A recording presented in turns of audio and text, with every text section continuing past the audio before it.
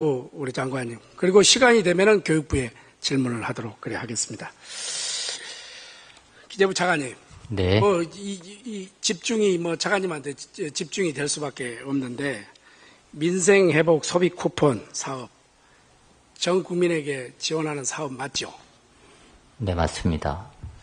근데 제 본 의원은 이거 어렵고 힘들고 고통스러운 우리 국민들에게는 저는 지불해야 된다고 생각을 합니다. 다만 이 보편적 복지냐 선택적 복지냐 이런 차원인데 저 김대식이나 우리 임기근 차관님이 15만 원 받아서 이거 뭐 하겠습니까? 저는 이게 이 어렵고 힘든 사람한테 더 주고 해도 되는데 이 일률적으로 15만 원 차등으로 이렇게 25만 원, 40만 원, 50만 원 이래도 되겠습니까? 이것은 기재부에서 우리 대통령께서 설령 그런 정책을 펴더라도 조금 이러이러한 의견이 있다 하는 것을 반대 의견을 제시해야 되는 거 아닙니까? 공직자로서 어떻습니까? 어떻게 생각하십니까? 예, 지금 방금 의원님께서 앞서 질의에서 들으셨던 것처럼 보편적으로 그런 맞춤형으로 하지 말고 동일 금액을 지급하자라는 의견 또한 강력하게 있고요. 지금 또 의원님이 말씀 주신 것처럼 이렇게 형평이 되시는 분들은 아예 지급하지 않는 게 바람직하지 않느냐. 그런 의견 또한 지금 김대식 의원님처럼 강력한 의견이 존재하는 게 사실입니다. 그런데 이런 의견들을 종합적으로 감안했을 때 모든 국민들한테 드리는 게 맞겠다. 현재 지금 민간 소비가 어려운 상황이기도 하고 국민 통합 관점도 있고 또 형편이 나으신 분들이 우리 사회에 기본적으로 기여하시는 게 세금을 많이 내셔서 기여를 많이 하시지 않습니까? 그래서 그런 부분까지 고려해서 모든 국민을 대상으로 하는 게 맞겠다. 근데 다만 소득 수준에 따라 좀 맞춤형으로 지원하는 게 오히려 더 사회적 형평이나 기여 차원에서 조금 더 바람직한 거 아닌가. 그래서 이런 의사결정을 하게 됐습니다. 돈이 있으면은 다 주면 얼마나 좋겠습니까? 그런데 우리 국가 부채가 1,300조에 육박하고 있고 GDP 대비 49% 이렇게 육박하고 있는데 이게 50% 넘어가면 이게 심각한 문제가 대두되는 것은 우리 공직자 여러분들이 누구보다도 우리보다 더 잘 아실 거 아닙니까? 그래서 참 안타까운데 총 사업비가 13조죠. 국고보조율이 몇 %입니까? 국고보조율은 서울 같은 경우는 70% 돼 있고요. 그리고 다른 지역 같은 경우는 80% 돼 있습니다. 그렇죠. 그런데 지금 지방비 분담비만 해도 2조 9천억 정도가 되는데 제가 이제 지역구가 부산이기 때문에 부산의 인구 325만 명을 단순 계산으로 1인당 5만 원 기준으로 계산해도 1,600억 이상의 이 재정 부담이 이게 발생을 하거든요. 부산시 제가 세입 규모를 조사를 해보니까 15조 3천억 정도 되고 재정 자립도가 42.7%입니다. 그 재정 자주도는 55.5% 수준에 이렇게 머무는데 상반기에 제가 부산시 알아보니까 상반기에 이미 9,276억 원 규모의 자체 추경을 두 번에 걸쳐서 이게 편성을 했기 때문에 가용 재원이 모두 집행된 상태예요. 이거 어떻게 해야 됩니까? 이게 상반기 집행률이 68.5%라고 하는데 추가 재원 마련할 길도 없고 이거 어떻게 해야 됩니까? 이거 차관님이 재정 전문가시니까 어떻게 해야 됩니까? 이거 어떻게 해야 됩니까? 지방채 발행을 또 해야 됩니까? 어떻습니까? 어떻게 이게 재원을 마련해야 된다는 이런 숙제가 있는데 어떻게 하면 됩니까?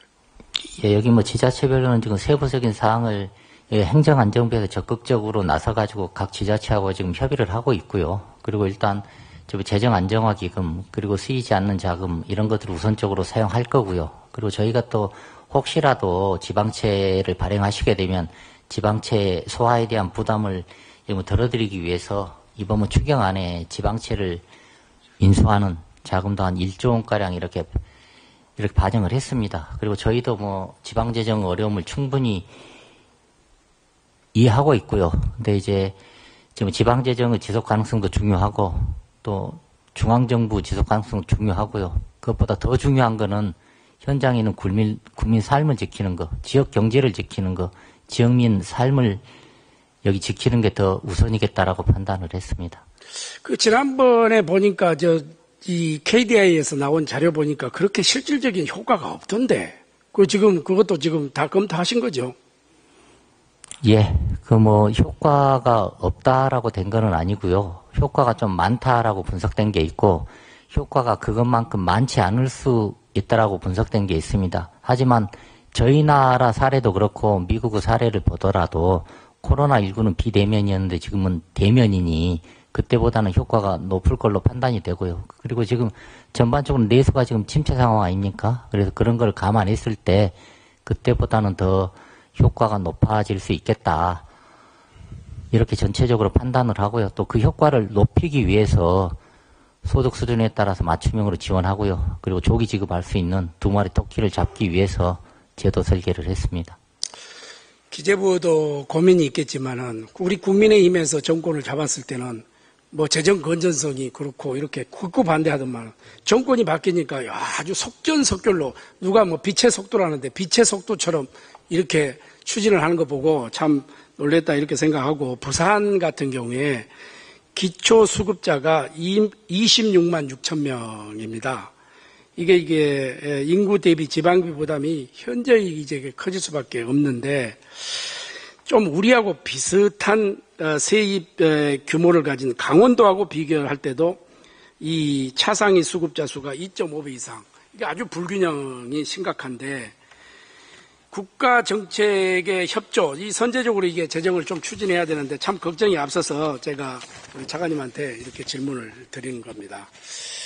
자, 민생회복 소비 쿠폰 사업, 대통령의 공약 사업이며 전 국민 대상 국가 사업인데 이거를 지방비 지금 지역이 어려우니까 지방비 분담 없이 전액 아예 막 국비로 추진하는 것이 저는 타당하다고 생각하는데 차관님 생각 어떻습니까? 이걸 네. 물론 반대하시겠죠. 의원님 말씀처럼 그렇게 판단하실 수도 있습니다. 근데 저희는 이제 두 가지를 말씀드리고 싶은 게 이게 결국에는 지역 경제를 활성화하고 지역민 그리고 지역에 있는 소상공인들한테 기본적으로 혜택이 돌아가는 사업이지 않습니까? 그래서 지방자치단체에서 일정 부분 동참하시는 게 그 취지에 맞지 않나 생각을 하고요. 그리고 중앙정부에서 보조하는 사업들이 굉장히 많습니다. 근데 이게 서울 이외 지역에 대해서 80%까지 보조하는 사업은 이 사업이 거의 유일합니다. 그래서 좀 이 사업을 성공시키기 위해서 지방정부에서도 어려움이 많으시겠지만 중앙정부에서 더 많은 출혈을 감수하고 있다. 이 점도 같이 고려해 주셨으면 좋겠습니다.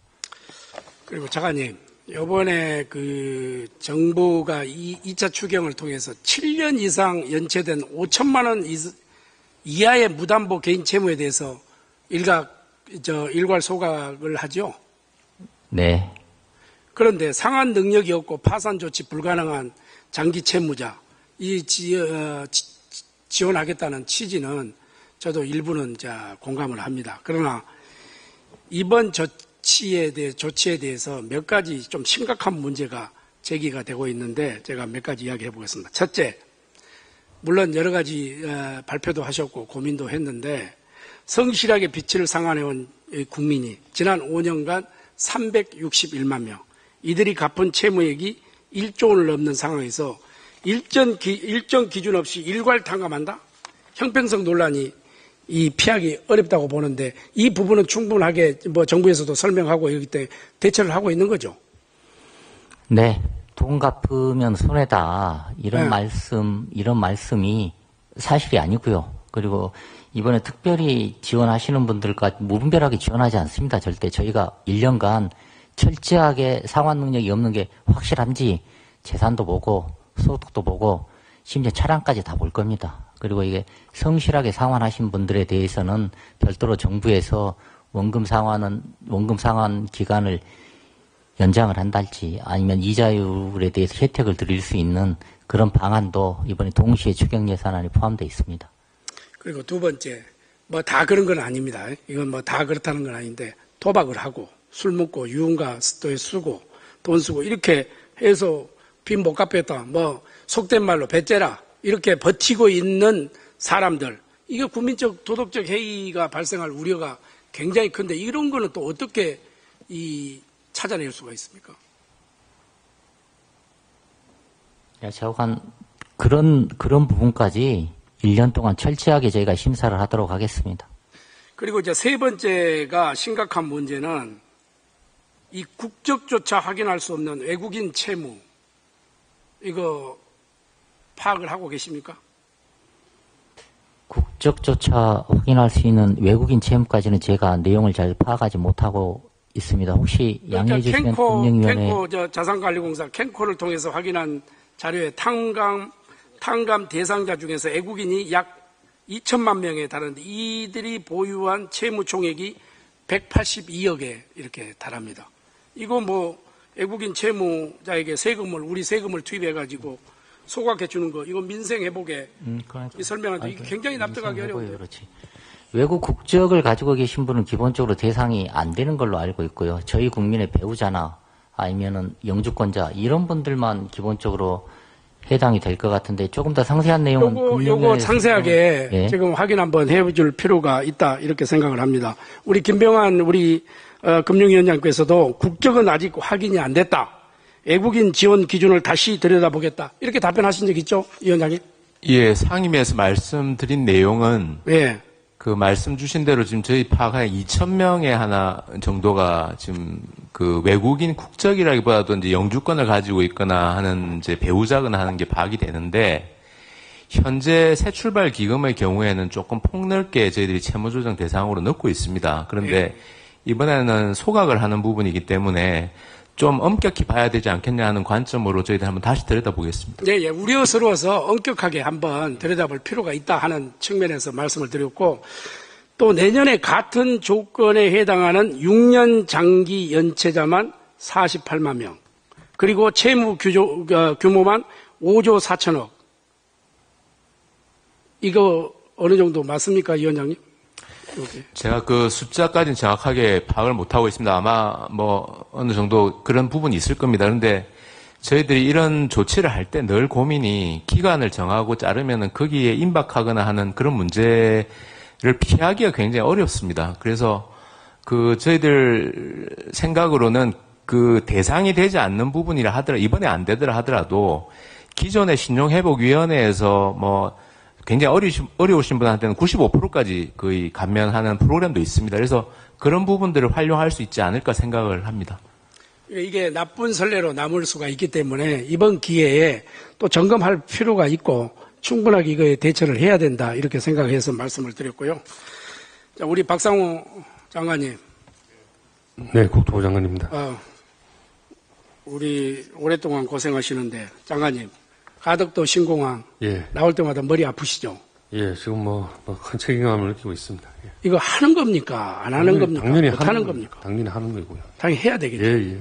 해야 되는데 이거 2029년 개항은 물 건너 간 거고 물 건너 갔다고 봐야죠. 공식적으로 말씀드리긴 어렵지만 여기 정황상 사실은 굉장히 지금 어려움에 처해 있다는 말씀드리겠습니다. 이거는 가덕 신공항은 국민의힘뿐만 아니에요. 지금 이재명 대통령도 오셔가지고 거기서 공약을 충분히 했고, 그 다음에 가덕 신공항은 대한민국 미래와 직결된 핵심 국책 사업이다 해서 오히려 우리보다 민주당이 더 적극적으로 나선 사업이신 줄 아시죠? 네, 잘 알고 있습니다. 예. 그런데 이번에 현대건설 컨소시엄 공사 기간이 당초 84개월에서 108개월로 하니까 수의계약을 파기를 했죠. 네, 6월 달에 수의계약 절차 중단을 했습니다. 중단했죠. 예. 이거는 국토부에서 그렇습니다. 속으로는 은근히 바란 거 아닙니까? 아닙니다. 저희가 어떻게 그걸 바랬겠습니까? 저희는 당초 예정대로 그것도 84개월로 공개가 늘어난 것도 사실은 기본계획을 변경을 해서 늘어난 것인데 거기에 따라서 정상적으로 절차가 진행이 되는 것을 간절하게 바라고 그렇게 되기를 노력을 했습니다. 저는 참 이 가덕 신공항을 볼 때마다 생각한 게 전라북도 가면 새만금을 보는 느낌입니다. 새만금을 지금 몇 대 대통령 7분, 8분의 대통령을 거치면서도 지금도 ING고 가덕 신공항도 이게 잘못하면은 이게 계속해서 ING가 될 가능성이 있는데 우리 장관님 언제까지 지금 장관님 이렇게 재임하실 줄 모르겠는데 장관님 계시는 동안에 지금 실무적으로 또 기술적으로 원래 국토부가 책임져 수행했던 기본 계획과 또 현대건설이 나름 또 제시한 자기들 기본 설계안을 놓고 여러 전문가들이 기술적 검토를 하고 있습니다. 그래서 합리적인 대안을 찾을 것이고요.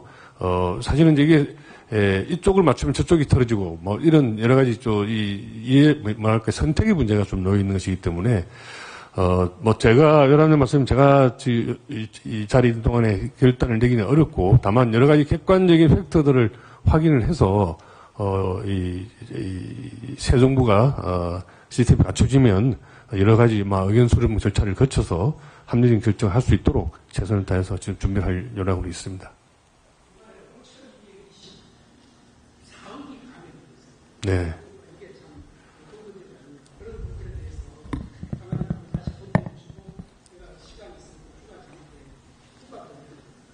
예, 그래서 그 부분은 내년도 예산에 또 내년도 공사가 재개됐을 때 차질이 진행되도록 이렇게 그렇게 지금 본 예산 준비를 하고 있고요.